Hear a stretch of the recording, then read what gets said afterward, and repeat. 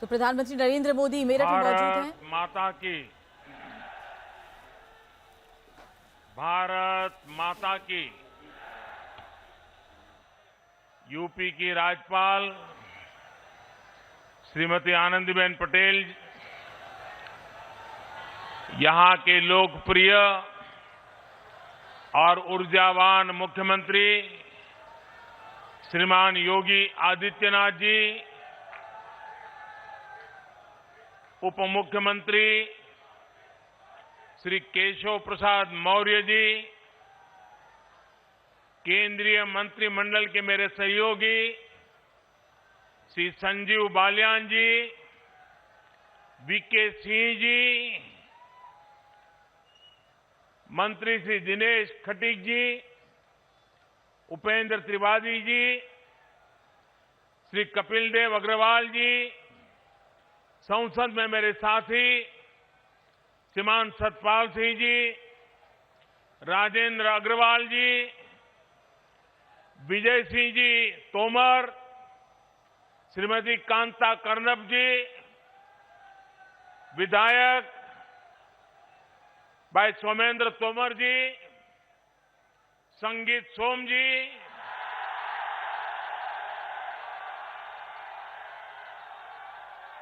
जितेंद्र सतवाल जी,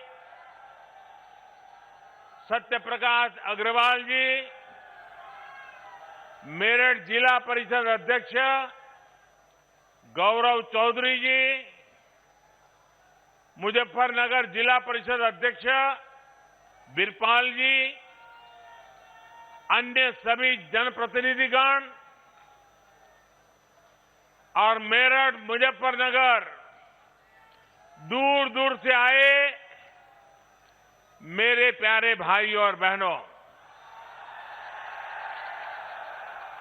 आप सभी को 2022 की बहुत बहुत शुभकामनाएं।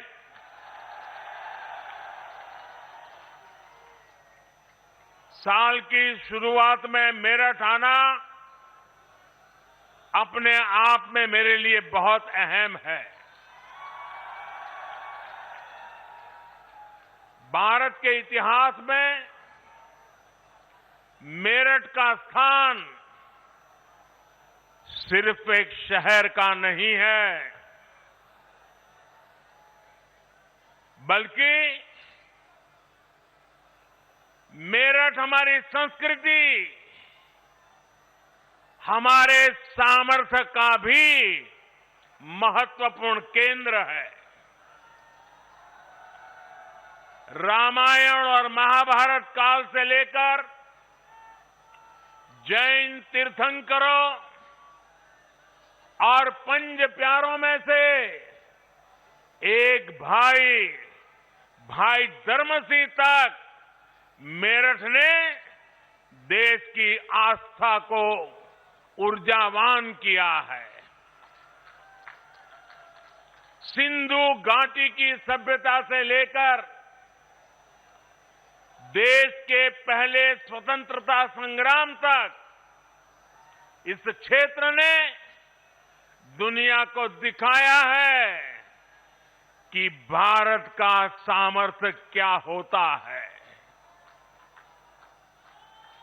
1857 में बाबा ओगडनाथ मंदिर और वहीं से आजादी की जो ललकार उठी, दिल्ली कूच का आह्वान हुआ, उसने गुलामी की अंधेरी सुरंग में देश को नई रोशनी दिखा दी। क्रांति की इसी प्रेरणा से आगे बढ़ते हुए हम आजाद हुए और आज गर्व से अपनी आजादी का अमृत महोत्सव मना रहे हैं। मेरा सौभाग्य है कि यहां आने से पहले मुझे बाबा औगड़नाथ मंदिर जाने का अवसर मिला। मैं अमर जवान ज्योति भी गया। स्वतंत्रता संग्राम संग्रहालय में उस अनुभूति को महसूस किया जो देश की आजादी के लिए कुछ कर गुजरने वालों की दिलों में एक लालायित थी। भाइयों और बहनों, मेरठ और आसपास के इस क्षेत्र ने स्वतंत्र भारत को भी नई दिशा देने में महत्वपूर्ण योगदान दिया है। राष्ट्र रक्षा के लिए सीमा पर बलिदान हो या फिर खेल के मैदान में राष्ट्र के लिए सम्मान, राष्ट्रभक्ति की अलग अलग को इस क्षेत्र ने सदा सर्वदा प्रज्वलित रखा है। नूरपुर मड़ैया ने चौधरी चरण सिंह जी के रूप में देश को एक विजनरी नेतृत्व भी दिया। मैं इस प्रेरणा स्थली का वंदन करता हूं, मेरठ और क्षेत्र के लोगों का अभिनंदन करता हूं। भाइयों और बहनों, मेरठ देश की एक और महान संतान मेजर ध्यानचंद जी की भी कर्मस्थली रहा है। कुछ महीने पहले केंद्र सरकार ने देश के सबसे बड़े खेल पुरस्कार का नाम दद्दा के नाम पर कर दिया। आज मेरठ की स्पोर्ट्स यूनिवर्सिटी मेजर ध्यानचंद जी को समर्पित की जा रही है। और जब इस यूनिवर्सिटी का नाम मेजर ध्यानचंद जी से जुड़ जाता है तो उनका पराक्रम तो प्रेरणा देता ही है, लेकिन उनके नाम में भी एक संदेश है। उनके नाम में जो शब्द है ध्यान, बिना ध्यान केंद्रित किए, बिना फोकस एक्टिविटी किए कभी भी सफलता नहीं मिलती है। और इसलिए जिस यूनिवर्सिटी का नाम ध्यानचंद से जुड़ा हुआ हो, वहां पूरे ध्यान से काम करने वाले नौजवान देश का नाम रोशन करेंगे, ये मुझे पक्का विश्वास है। मैं उत्तर प्रदेश के नौजवानों को यूपी की पहली स्पोर्ट्स यूनिवर्सिटी के लिए बहुत बहुत बधाई देता हूं। 700 करोड़ रुपए की लागत से बनने वाली ये आधुनिक यूनिवर्सिटी दुनिया की श्रेष्ठ स्पोर्ट्स यूनिवर्सिटीज में से एक होगी। यहां युवाओं को खेलों से जुड़ी अंतर्राष्ट्रीय सुविधाएं भी तो मिलेगी। ये एक कैरियर के रूप में स्पोर्ट्स को अपनाने के लिए जरूरी स्किल्स का निर्माण करेगी। यहां से हर साल 1000 से अधिक बेटे बेटियां बेहतरीन खिलाड़ी बनकर निकलेंगे।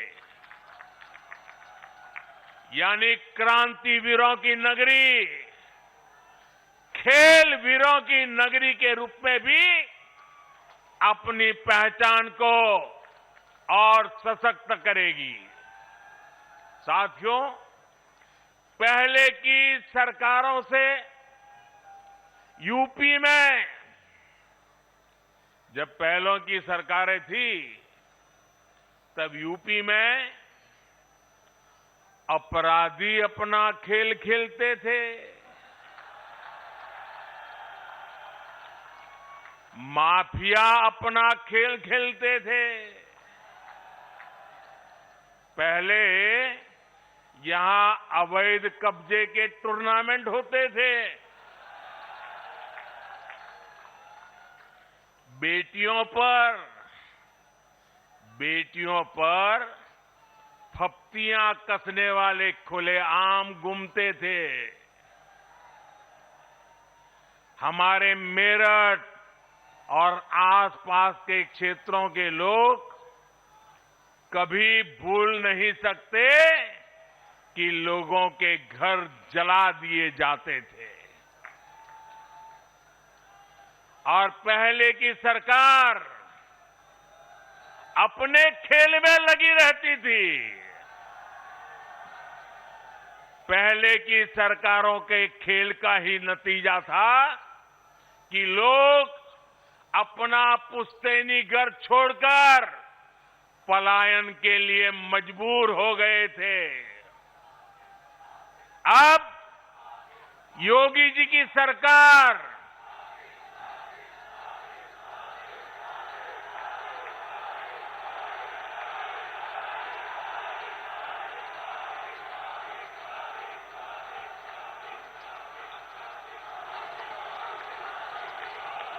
पहले क्या क्या खेल खेले जाते थे, अब योगी जी की सरकार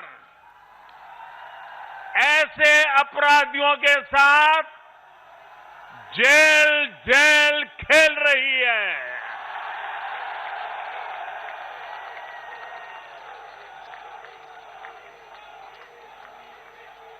5 साल पहले इसी मेरठ की बेटियां शाम होने के बाद अपने घर से निकलने से डरती थी। आज मेरठ की बेटियां पूरे देश का नाम रोशन कर रही है। यहां मेरठ के सोतीगंज बाजार में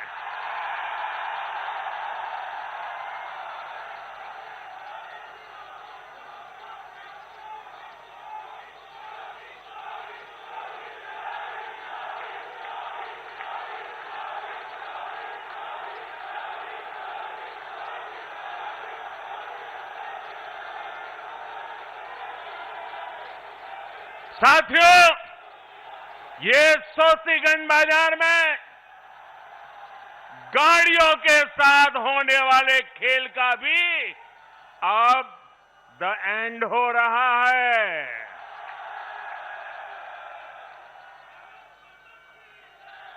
अब यूपी में असली खेल को बढ़ावा मिल रहा है। यूपी के युवाओं को खेल की दुनिया में छा जाने का मौका मिल रहा है।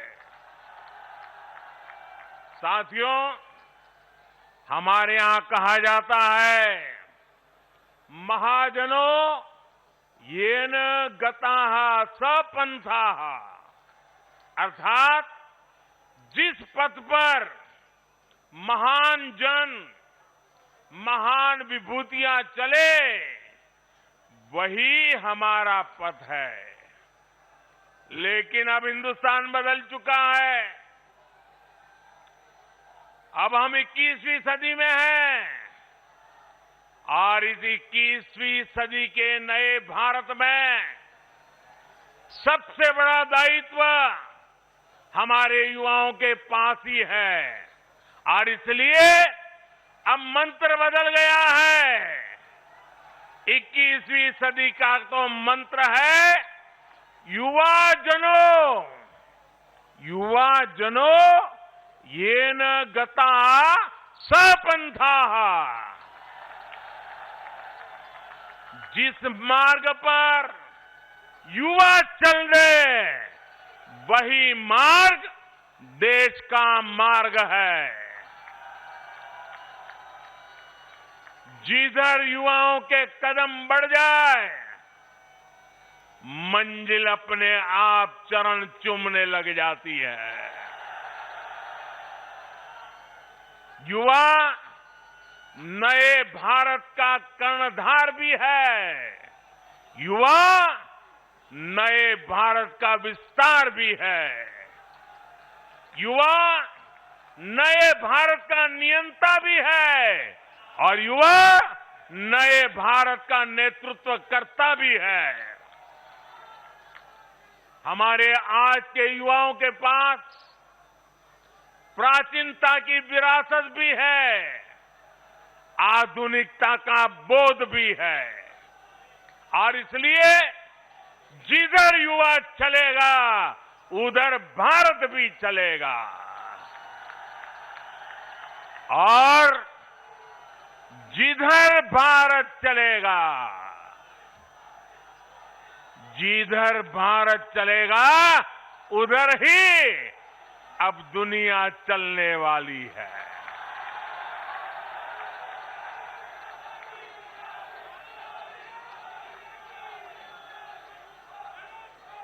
आज हम देखें तो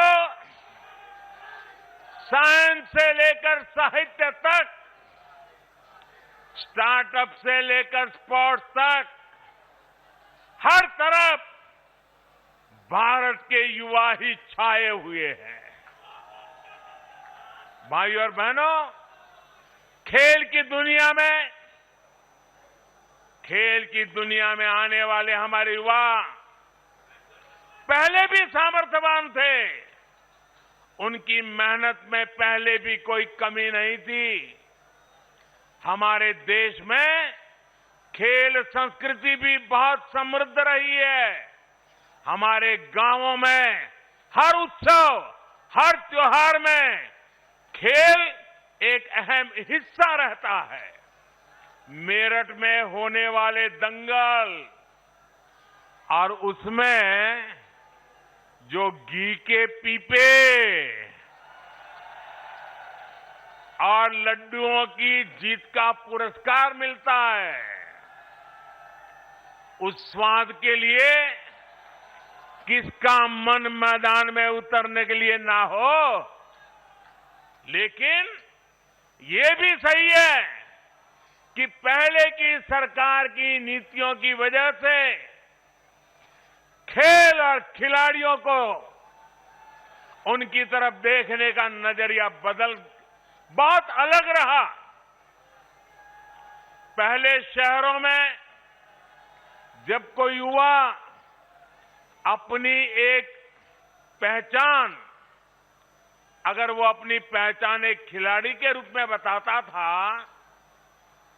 अगर वो कहता था कि मैं खिलाड़ी हूं, मैं फलाना खेल खेलता हूं, मैं उस खेल में आगे बढ़ा हूं, तो सामने वाले क्या पूछते थे मालूम है? सामने वाले पूछते थे, अरे बेटे खेलते हो ये तो ठीक है, लेकिन काम क्या करते हो? यानी खेल की कोई इज्जत ही नहीं मानी जाती थी। गांव में यदि कोई खुद को खिलाड़ी बताता तो लोग कहते थे चलो फौज या पुलिस में नौकरी के लिए खेल रहा होगा। यानी खेलों के प्रति सोच और समझ का दायरा बहुत सीमित हो गया था। पहले की सरकारों ने युवाओं के इस सामर्थ्य को महत्व नहीं दिया। ये सरकारों का दायित्व था कि समाज में खेल के प्रति जो सोच है उसे खेल को, उस सोच को बदल करके खेल को बाहर निकालना बहुत जरूरी है। लेकिन हुआ उल्टा। ज्यादातर खेलों के प्रति देश में बेरुखी बढ़ती गई।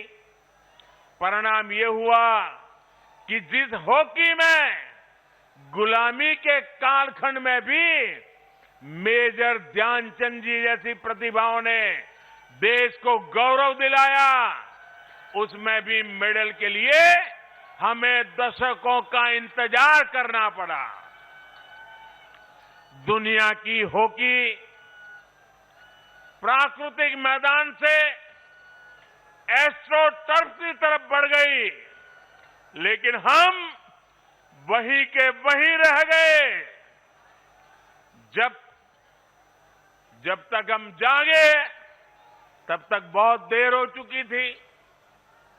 ऊपर से ट्रेनिंग से लेकर टीम सिलेक्शन तक हर स्तर पर भाई भतीजावाद, बिरादरी का खेल, भ्रष्टाचार का खेल, लगातार हर कदम पर भेदभाव और पारदर्शिता का तो नामो निशान नहीं।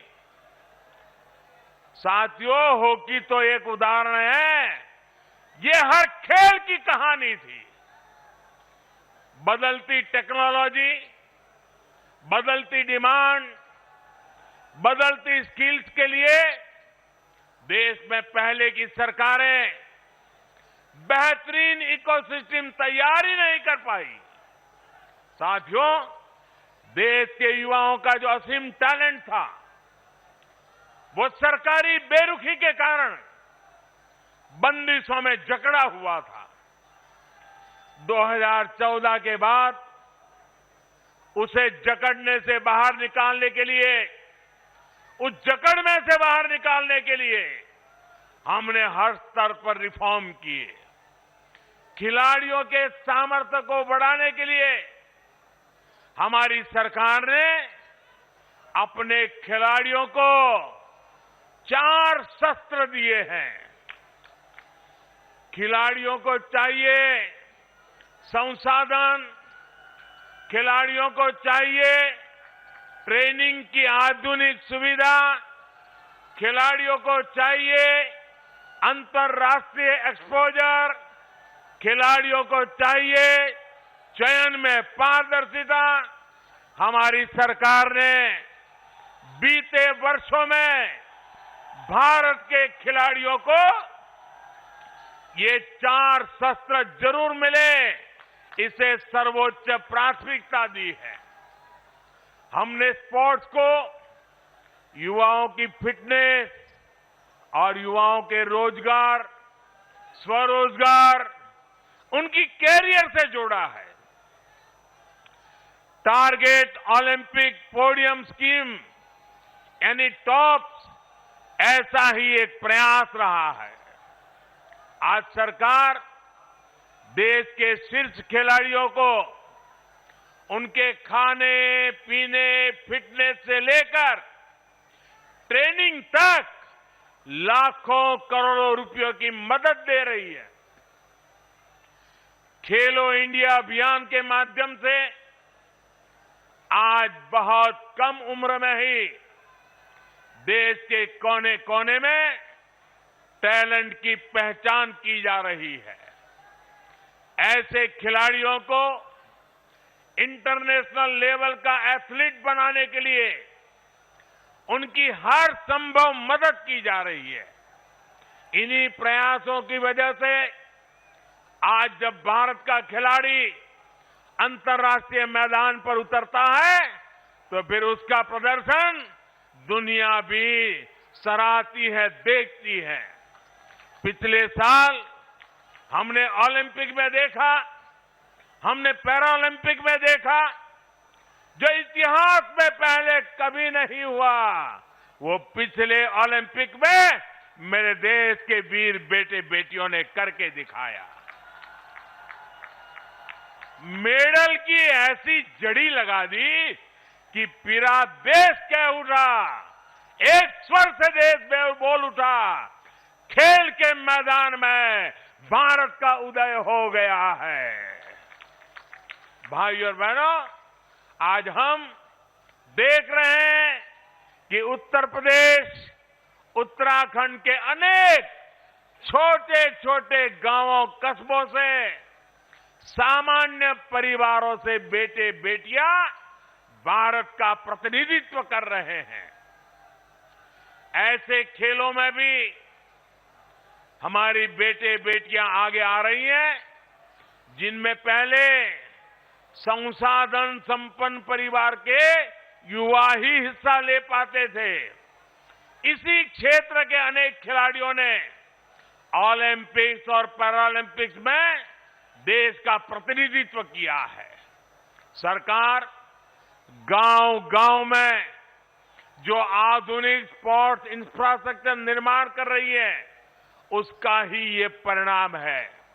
पहले बेहतर स्टेडियम सिर्फ बड़े शहरों में ही उपलब्ध थे। आज गांव के पास ही खिलाड़ियों के ये सुविधा दी जा रही है।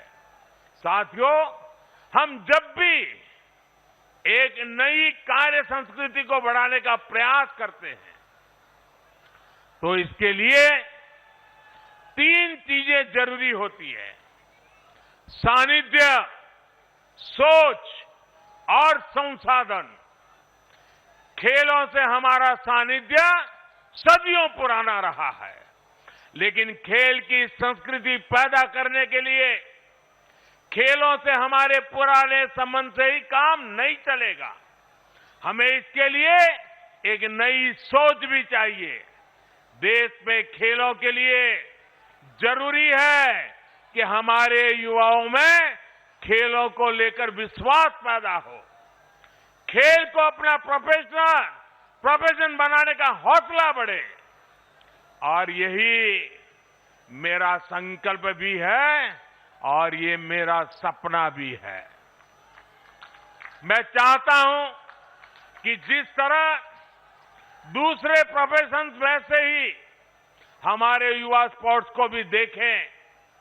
हमें ये भी समझना होगा कि जो कोई स्पोर्ट्स में जाएगा वो वर्ल्ड नंबर 1 बनेगा, ये जरूरी नहीं है। अरे देश में जब स्पोर्ट्स इकोसिस्टम तैयार होता है, तो स्पोर्ट्स मैनेजमेंट से लेकर स्पोर्ट्स राइटिंग और स्पोर्ट्स साइकोलॉजी तक स्पोर्ट्स से जुड़ी कितनी ही संभावनाएं खड़ी हो जाती है। धीरे धीरे समाज में ये विश्वास पैदा होता है कि युवाओं को स्पोर्ट्स की तरफ जाना एक सही निर्णय है। इस तरह का इकोसिस्टम तैयार करने के लिए जरूरत होती है संसाधनों की। जब हम जरूरी संसाधन, जरूरी इंफ्रास्ट्रक्चर विकसित कर लेते हैं, तो खेल की संस्कृति मजबूत होने लगती है। अगर खेलों के लिए जरूरी संसाधन होंगे, तो देश में खेलों की संस्कृति भी आकार लेगी, विस्तार लेगी। इसलिए आज इस तरह की स्पोर्ट्स यूनिवर्सिटी इतनी ही जरूरी है। ये स्पोर्ट्स यूनिवर्सिटी खेल की संस्कृति के पुष्पित पल्लवित होने के लिए एक नर्सरी की तरह काम करती है। इसलिए ही आजादी के 7 दशक बाद 2018 में पहली नेशनल स्पोर्ट्स यूनिवर्सिटी हमारी सरकार ने मणिपुर में स्थापित की। बीते 7 सालों में देश भर में स्पोर्ट्स एजुकेशन और स्किल्स से जुड़े अनेकों संस्थानों का उनको आधुनिक बनाया गया है। और अब आज major Dhyan Chand sports university sports में हायर एजुकेशन का एक और श्रेष्ठ संस्थान देश को मिला है। साथियों, खेल की दुनिया से जुड़ी एक और बात हमें याद रखनी है, और मेरठ के लोग तो इसे अच्छी तरह जानते हैं। खेल से जुड़ी सर्विस और सामान का वैश्विक बाजार लाखों करोड़ रुपए का है। यहां मेरठ से ही अभी 100 से अधिक देशों को स्पोर्ट्स का सामान निर्यात होता है। मेरठ लोकल के लिए वोकल तो है ही, लोकल को ग्लोबल भी बना रहा है।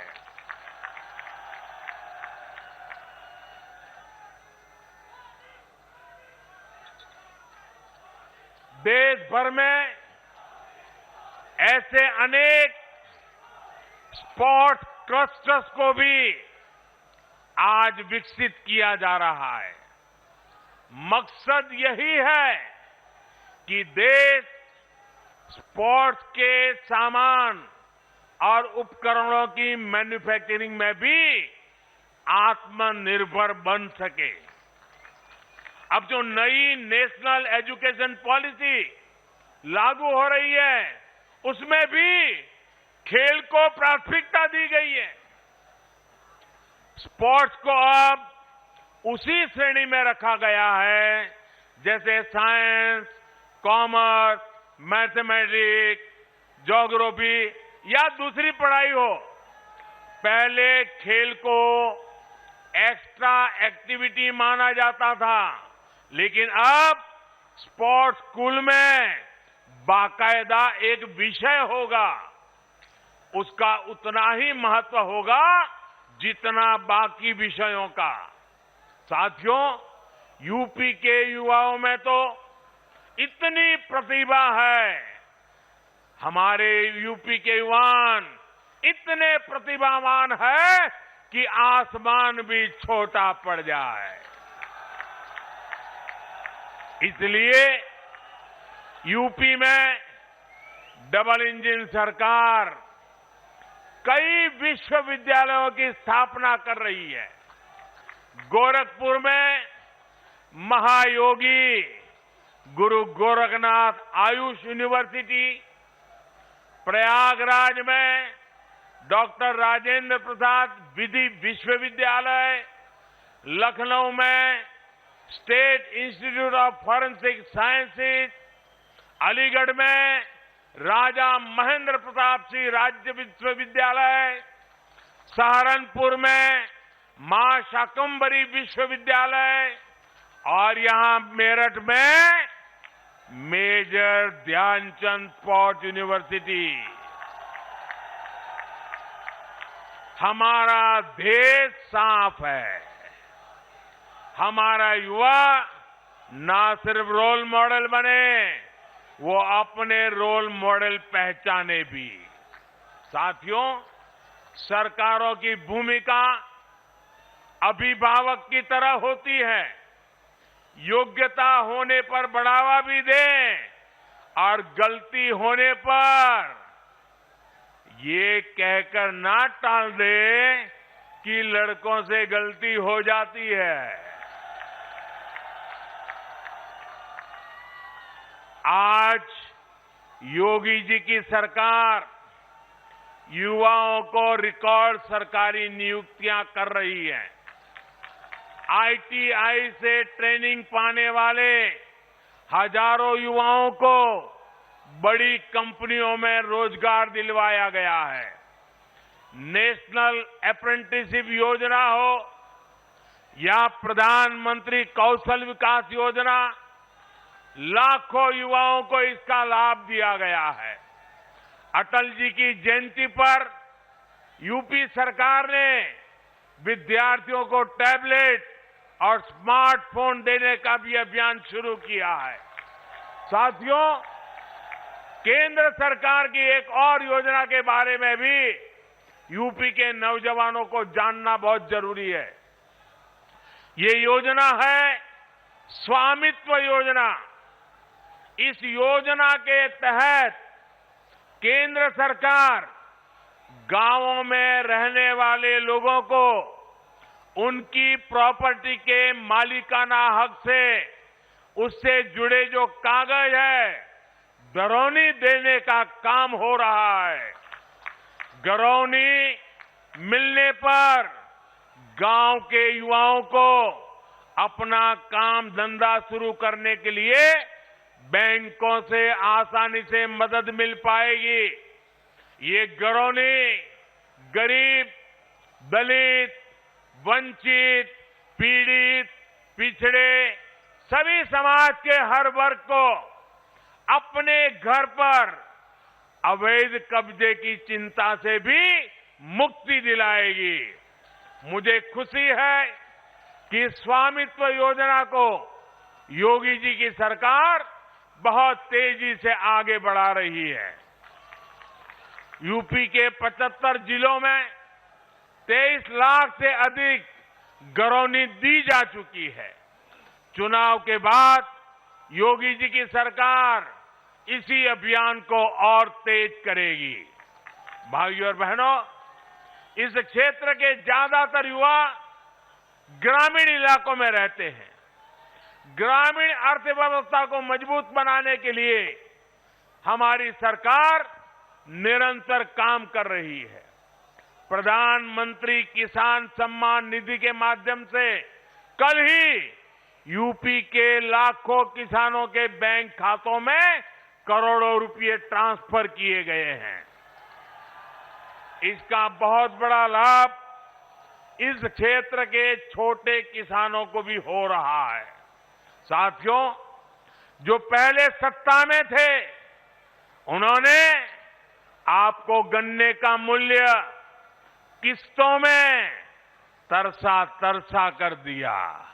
योगी जी की सरकार में जितना गन्ना किसानों को भुगतान किया गया है उतना पिछली दोनों सरकारों के दौरान किसानों को नहीं मिला था।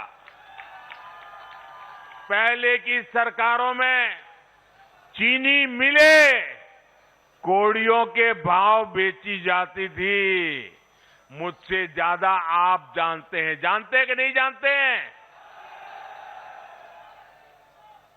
चीनी मिले बेची गई कि नहीं बेची गई? भ्रष्टाचार हुआ कि नहीं हुआ? योगी जी की सरकार में मिलें बंद नहीं होती, यहां तो मिलों का विस्तार होता है, नई मिलें खोली जाती है। अब यूपी गन्ने से बनने वाले इथेनॉल के उत्पादन में भी तेजी से आगे बढ़ रहा है। बीते 4.5 साल में लगभग 12,000 करोड़ रुपए का इथेनॉल यूपी से खरीदा गया है। 12,000 करोड़ रुपए का इथेनॉल। सरकार कृषि इंफ्रास्ट्रक्चर और फूड प्रोसेसिंग ऐसे उद्योगों को भी तेजी से विस्तार दे रही है। आज ग्रामीण इंफ्रास्ट्रक्चर पर, भंडारण की व्यवस्था बनाने पर, कोल्ड स्टोरेज पर 1 लाख करोड़ रुपए खर्च किए जा रहे हैं। भाइयों बहनों, डबल इंजन की सरकार युवाओं के सामर्थ्य के साथ ही इस क्षेत्र के सामर्थ्य को भी बढ़ाने के लिए काम कर रही है। मेरठ का रेवड़ी गजक, हैंडलूम, ब्रास बैंड, आभूषण, ऐसे कारोबार यहां की शान है। मेरठ, मुजफ्फरनगर में छोटे और लघु उद्योगों का और विस्तार हो, यहां बड़े उद्योगों का मजबूत आधार बने,